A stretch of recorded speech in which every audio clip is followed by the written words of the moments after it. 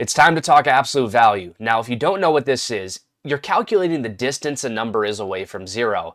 And if you think about this in the real world, right, distances cannot and will not ever be negative. If you're traveling to a friend's house or, maybe you don't have friends, okay? Maybe you're going to McDonald's like I am after this.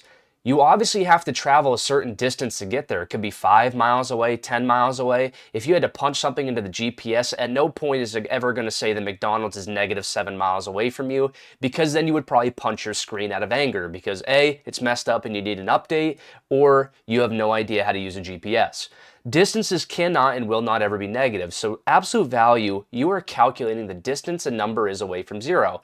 So for the first one, we have the absolute value of -17. How far away is -17 from the number zero? Well, -17 is 17 numbers away from zero, or 17 units away from zero. So my final answer for the first one is a positive 17, because we're calculating a distance. How far away is this number away from this number?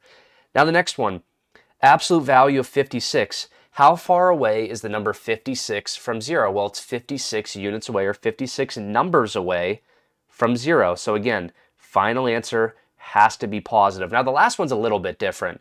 We have a negative on the outside of absolute value. So kind of keep that in mind. Let's go ahead and calculate the distance of -29 to zero. Well, -29 is 29 numbers away from zero. And again, it can't be negative because you're finding the distance it is away from zero. But that negative sign is not being taken into account that's on the outside of absolute value.